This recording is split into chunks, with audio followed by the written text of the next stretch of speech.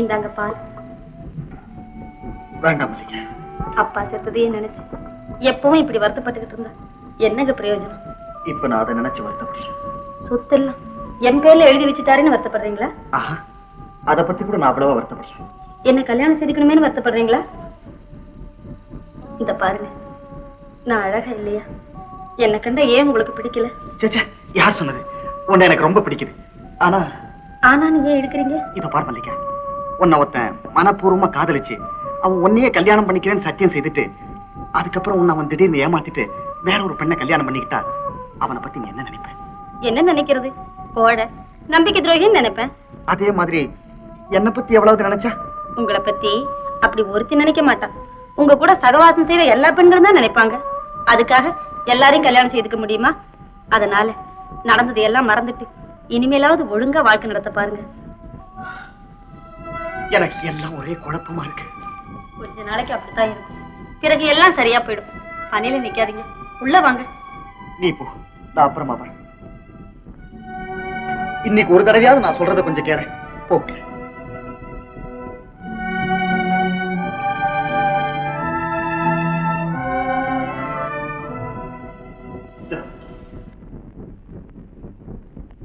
பொன்னென்பேன் சிறுபூவென்பேன் காணும் கண்ணென்பேன் வேறு என்னென்பேன்.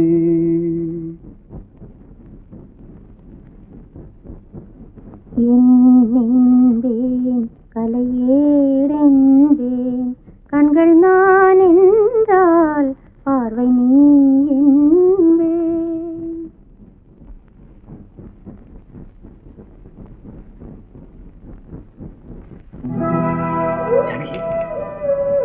ஜானகி,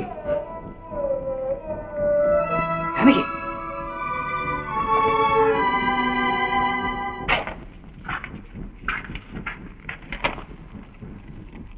பிரபு, பல முறை கேட்டும் நீ சொன்னபடி இன்னும் பணம் கொடுக்காம எங்களை ஏமாத்த நினைக்கிறேன்.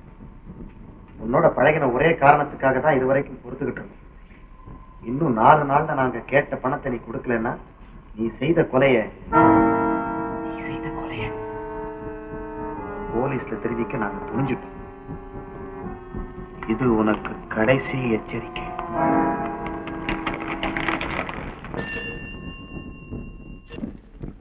ஹலோ, யாரு? ஓ, ஐம் சாரி, நான் முன்ன மாதிரி வெளியே வர முடியாது. Excuse me.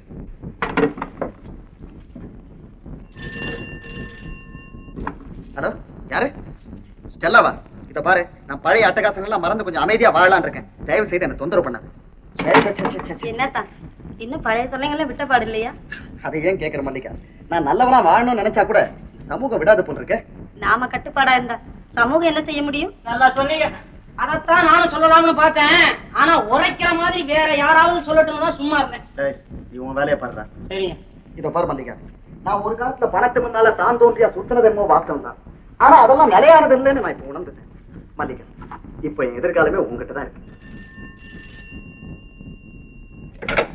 ஹலோ, 7136 பீராபு வீடு. யாரு வேணும்? நீங்க யாரு? அட நான் சோனா சொல்றேன். அதை பத்தி உனக்கு நீ யாரியா? 5 ரவுண்டு அருணாச்சலமா? அருணாச்சலமா?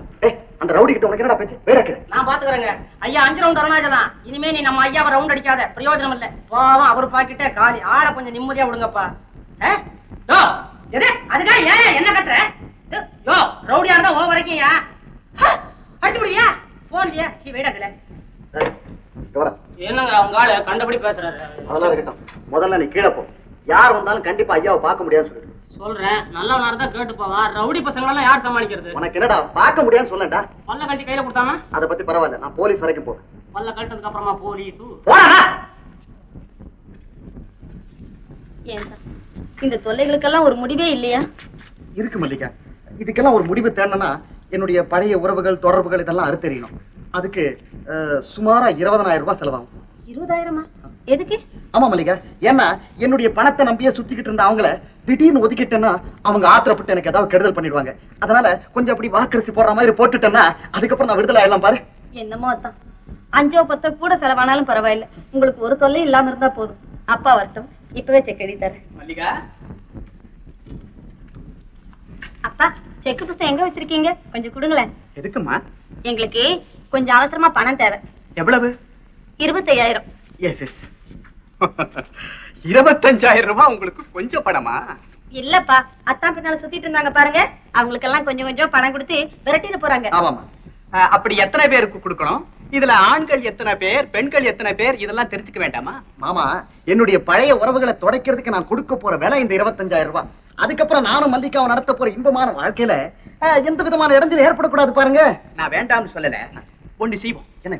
யார் யாருக்கு எவ்வளவு கொடுக்கணுங்கிறத ஒரு லிஸ்ட் எழுதி என்கிட்ட கொடு. அவங்களுக்கு நானே கொடுத்து ரசீது எழுதி வாங்கிக்கிறேன்.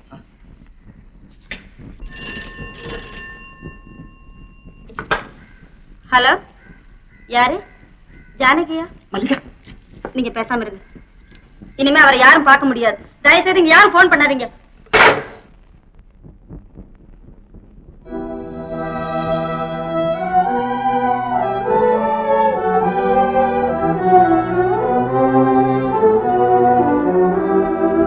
ஜானகி, ஏன் அழுதுகிட்டு இருக்க? இல்லண்ணா, ஒண்ணு இல்ல. சொல்லு ஜானகி, ஏன் இந்த கலக்கம்? என்கிட்ட காரணத்தை தான் மறைக்க முடியுதே தவிர உன் கண்ணீரை மறைக்க முடியலையே. அண்ணா, தயவு செய்து இப்ப என்ன எதுவுமே கேட்காது. ஓஹோ, ஜானகி காதை பிடிச்சுக்க. நான் என்ன தப்பு செய்தேன்? உன் மனசுல இருக்கிற துன்பத்தை சொந்த அண்ணன்கிட்டயே சொல்லாம மறைக்கிறியே, அது தப்பு இல்லையா? அதனால அவன் மனசையும் வேதனைப்படுத்துறியே, அது தப்பு இல்லையா? ஜானகி, என்னம்மா அது? ஏமா எழுதுகிட்டு இருக்க? நீ எதையோ நினைச்சு உள்ளுக்குள்ளேயே குமரிக்கிட்டு இருந்தத நானும் 2 நாளா கவனிச்சுக்கிட்டு தாமா இருக்கேன். ஜானகி, இதோ பாருமா, நான் உன் அண்ணன் இல்லையா? உன் துயரத்தை என்கிட்ட சொல்லக்கூடாத? அதை போக்க நான் முயற்சி செய்ய மாட்டேனா? சொல்லுமா. அண்ணா, அப்பா ஏற்பாடு செய்திருக்கிற இடத்துல நான் வாழ்க்கப்பட முடியாது அண்ணா. ஏன், உனக்கு பிடிக்கலையா? இல்லண்ணா, ஏற்கனவே நான் ஒருத்தர் கணவரா ஏத்துக்கிட்டு இருக்கிறேன்.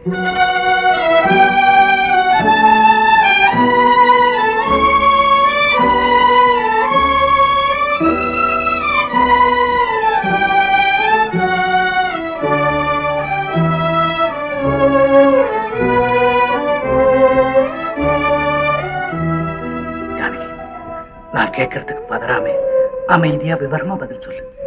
யாரை காதலிச்சு? அண்ணா, உங்க நண்பர் பிரபுவை தான் காதலிச்சு. பிரபுவையா? அவர் நல்லவர், யோகியமானவர்னு நீதானே சொல்லியிருக்க. ஜானகி, நிலைமை மிஞ்சி போன பிறகு இதெல்லாம் சொல்றீங்க. ஏன் இதை முன்னாடியே சொல்லியிருக்க கூடாது? சொல்றதுக்கு எனக்கு எங்கன்னா வாய்ப்பு இருந்தது.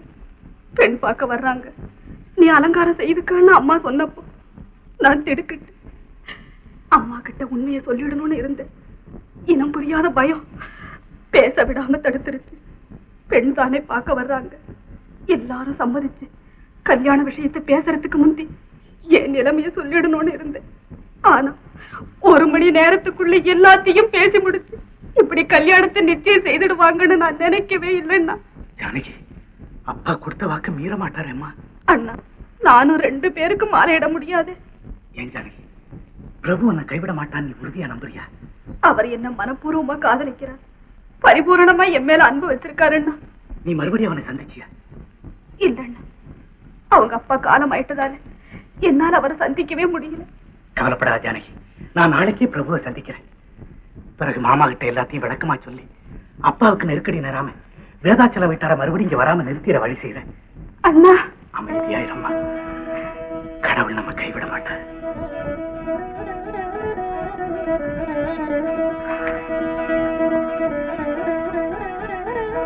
இந்த அம்மா கோயில் பிரசாதம் பூ வச்சு.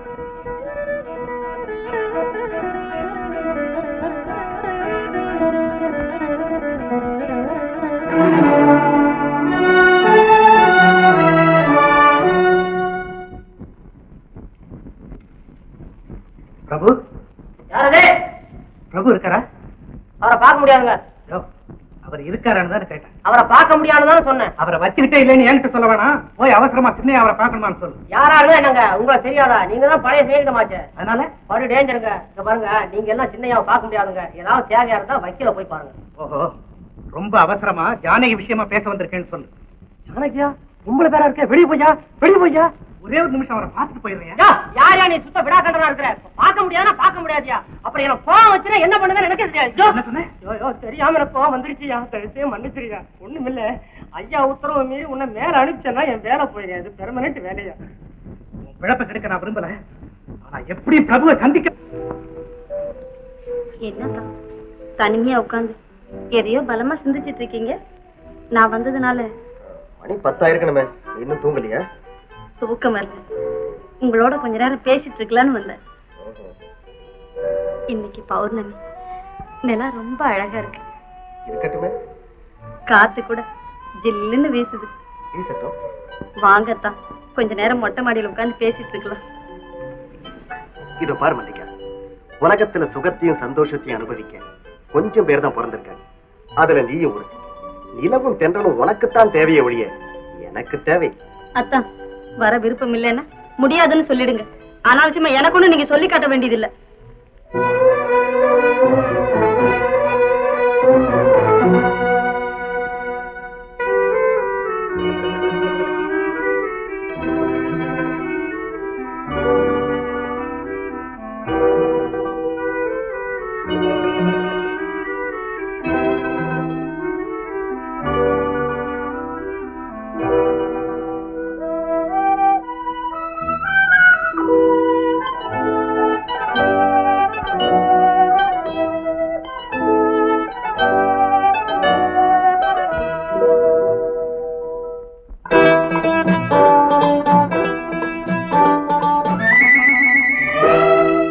நிலவுக்கு என் மேல் என்னடி கோபம் நெருப்பாய் எரிகிறது. இந்த மலருக்கு என் மேல் என்னடி கோபம் முள்ளாய் மாறியது. நிலவுக்கு என் மேல் என்னடி கோபம் நெருப்பாய் எரிகிறது. இந்த மலருக்கு என் மேல் என்னடி கோபம் முள்ளாய் மாறியது. கனிமொழிக்கென் மேல் என்னடி கோபம் கனலாய் காய்கிறது. உந்தன் கண்களுக்கென் மேல் என்னடி கோபம் கணையாய் பாய்கிறது. நிலவுக்கு என் மேல் என்னடி கோபம் நெருப்பாய் எரிகிறது. இந்த மலருக்கு என் மேல் என்னடி கோபம் முள்ளாய் மாறியது.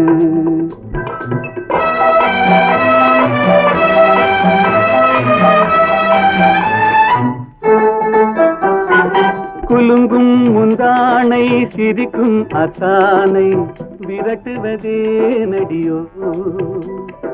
குலுங்கும் முந்தானை சிரிக்கும் அத்தானை விரட்டுவதே நடியோ.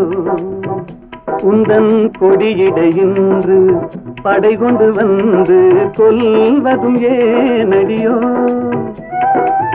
திருமண நாளில் மணவரை மீது இருப்பவன் நான் தானே. என்னை ஒரு முறை பார்த்து ஓர கண்ணாலே சிரிப்பவள் நீதானே. நிலவுக்கு என் மேல் என்னடி கோபம் நெருப்பாய் எரிகிறது. இந்த மலருக்கு என் மேல் என்னடி கோபம் முள்ளாய் மாறியது.